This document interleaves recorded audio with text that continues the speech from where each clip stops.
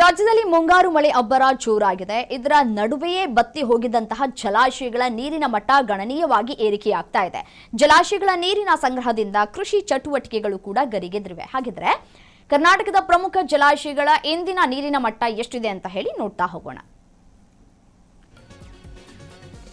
KRS ಜಲಾಶಯದಲ್ಲಿ ಗರಿಷ್ಠ ಮಟ್ಟ 154.80 ಇದೆ. ಇಂದಿನ ಮಟ್ಟ 92.14. ಒಳಹರಿವು 3258, ಹೊರಹರಿವು 1699 ಇದೆ.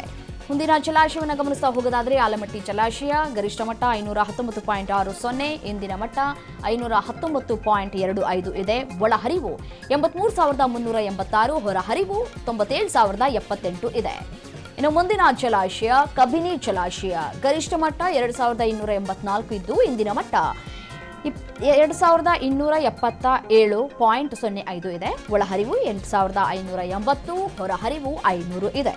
ಇನ್ನು ಮುಂದಿನ ಜಲಾಶಯವನ್ನು ಗಮನಿಸ್ತಾ ಹೋಗೋದಾದ್ರೆ ಘಟಪ್ರಭಾ ಜಲಾಶಯ ಗರಿಷ್ಠ ಮಟ್ಟ 2175.2, ಇಂದಿನ ಮಟ್ಟ 2149.80 ಇದ್ದು ಒಳಹರಿವು 16,872 ಇದೆ. ಇನ್ನು ಹೊರಹರಿವು 1,555 ಇದೆ.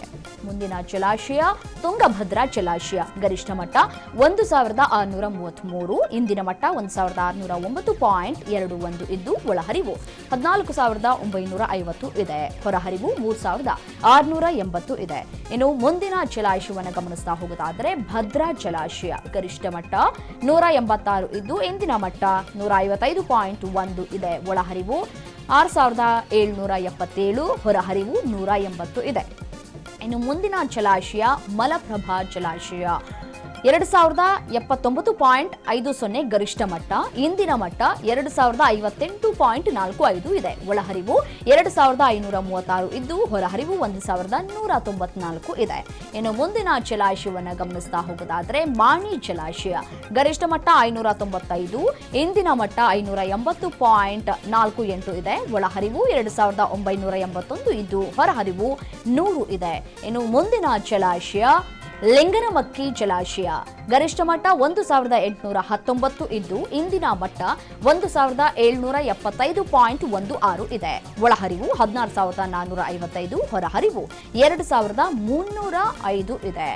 ಮುಂದಿನ ಜಲಾಶಯ ಸೂಪಾ ಗರಿಷ್ಠ ಮಟ್ಟ 564, ಇಂದಿನ ಮಟ್ಟ 536.55, ಒಳಹರಿವು 13,104 ಕ್ಯೂಸೆಕ್ ಮತ್ತೆ ಹೊರಹರಿವು 400.17 ಇದೆ.